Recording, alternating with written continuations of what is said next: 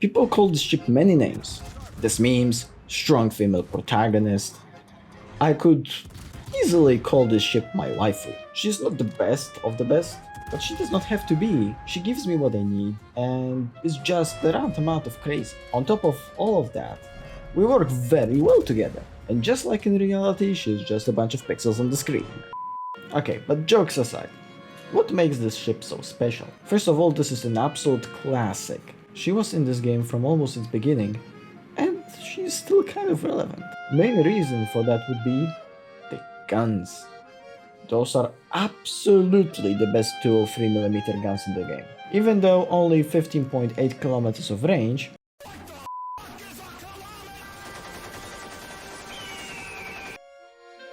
the below 5-second reload compensates for that greatly. HE shells are nothing special, yet they are kinda decent. But the AP, man! If those AP shells were a dish, I would eat it every day. It just feels so good, like bang! Bang! I must say to you, I'm in love with those AP shells, and there is no other ship in this game that rewards you for using them so much. 60 degrees upgraded ricochet angles allow you to get pens and citadels much easier and in ways that almost no other ship in this game can. It surprises enemy very easily. The second reason why this ship is still relevant are the consumables and how they are coordinated with the other ship's properties. Like 10km radar with 10.9km concealment is fairly decent. The gap is not too big for you to be punished too much for just activating the radar a few seconds after you get detected. 5km hydro helps you dodge the torps and deal with submarines in some cases. Ship's AA is not the strongest, but it doesn't scream garbage. 379 DPS, 5 flag, 90% accuracy, 5.8km range, pretty standard. Running Def AA is not a good choice though, like stick to the hydro, it gives you more value in games. Max speed and turning is not great, not terrible. 33 knots, 8.6 second rudder. So where's the catch?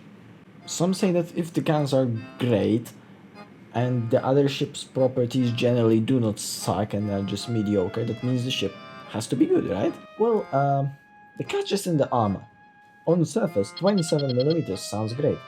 It is better than most cruisers get. Until you notice the citadel in its protection, or rather its lack of. Most cruisers have this protection belt on the nose, sometimes aft as well, and their citadel is shaped to either be overpenned or being completely underwater, or to just make the shell explode before it hits. Whereas here, it is more of a box screaming, "Please shoot me." My Des Moines citadel screams that so much that even showing a pixel of it results in this. Yes, that was a 406mm Wisconsin shot from 24 kilometers away. Meanwhile, me shooting Des Moines with Yamato from long range.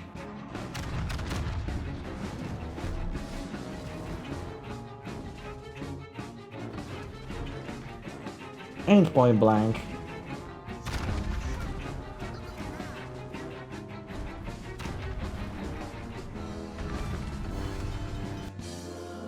Yeah, it speaks for itself. But Silent, doesn't having 27mm instead of 25 help you counter Overmatch more? Yes, but actually no. You counter Overmatch for any ship with guns smaller than 386.1mm, which means all the cruisers in this game. In terms of facing battleships, as long as you're not in front of these guys,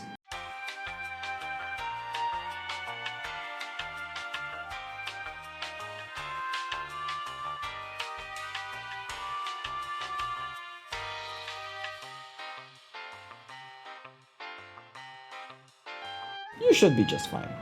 So in summary, we do a lot of damage, we have great AP, short range, and we win versus any cruiser in a 1v1, but we lose to like 90% of the battleships we meet. Knowing all of this, I've created a special build and playstyle for this ship. Hyper aggressive glass cannon. First of all, forget about more HP and range. We don't want to be fighting on long distances, since most of the ships would just do it better than us. It would be like cutting a lawn using a pair of scissors, while there's a perfectly fine lawnmower right over there. We also don't need the extra HP, since that would just mean that we're just gonna be overpenned 1 or like 3 more times by a battleship, which probably won't happen because they're just gonna citadels anyway. And why we don't need that against cruisers will be revealed soon. Instead, we take everything that gives us more damage and reload with priority on IEP shells. We also take concealment as well as those two, in my opinion, best of the best 1-cost perks for the ship. Side note, if you have Halsey, this is a great addition to this, as his perk for even more reload by scoring Confederate is relatively easy to proc for what it gives us. For upgrades, we obviously focus on the same things: reload, camo, propulsion, more accuracy, and radar upgrade. Now for how to use all of this. While focusing on guns so much, we need to know how to actually use them. And just like I repeated multiple times in my videos before, we need good macro. Therefore, we need a good position for a ship, so we can use our guns on the optimal range, which is somewhat around our spotting range.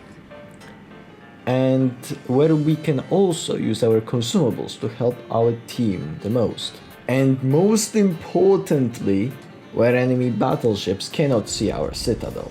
So taking it all into consideration, ideal positions are the islands close to the objective that we can shoot over, or from behind which we can exploit the spotting mechanic. How to exploit the spotting mechanic?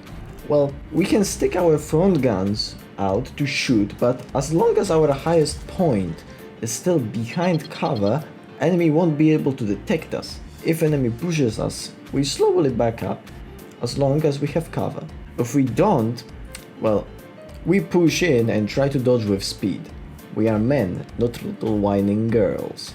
Nobody expects this little cruiser to brawl them and melt their HP so fast in the process. You can also use Allied DD smokes to hide, but we all know how keen our destroyers are to give us that. However, remember to fang them if they do. Smoked up Des Moines is very dangerous. Unicorn clan members use that gearing smoke plus Des Moines strategy to farm stats. However, at the moment I think that's how they farm stats with like literally any cruiser. I think I even saw them do it with the Yodo the other day. Okay, so we know where to go and how to behave while we're there. So how to shoot the enemy? Well, I believe everybody here knows how to aim or watch one of my tutorials on how to aim. Our guns can melt enemies very easily, and we need to use the fullest potential of them. On long range engagements, first just use a little bit HE to adjust your aim, trying to hit their superstructure and set at least one fire. Then we switch to AP, and thanks to our upgraded pen angles, unless enemy is directly bow into us, we deal tons of damage that is hard to heal as well. With that, we also leave the enemy with both taking the soft damage from the fire and hard damage from AP. If they DCP, just wait till it goes down, till you see the little light stop flickering, and then you set him on fire again, and then continue with AP. On close range engagements, we should always try to go for as much AP as possible. Whenever an enemy gives us just a slight angle, punish it. We cannot citadel battleships, other than some like Montana, Conqueror, Point Blank. We can citadel cruisers very easily though. Speaking of fighting cruisers, we can use our AP to break their guns, and this is why we don't need extra HP to fight them. If they cannot shoot us, they cannot kill us. As a side note, I would love to leave you with a small detail that some destroyers are just the size of a cruiser. Ergo, our AP will actually full pen them. This works on destroyers like Kleber, Ragnar or Delny. I highly recommend you to check how AP on Des Moines behaves against enemies in training battles, so you can get yourself an intuition on how enemy has to be angled for you to completely obliterate them. In terms of fighting submarines, well, anti-submarine warfare on this tech tree is not great, not terrible. Having Hydra helps you, and the drops deal kinda decent damage. 8-kilometer range is not great though. Better leave hunting subs down to someone else, but you can punish them for overextending. If you don't feel so sure that you can play the Moine on tier 10, or she just doesn't work for you too well, I suggest you practice on lower tiers. The Moine line is actually kinda neat, especially if you're new to the game.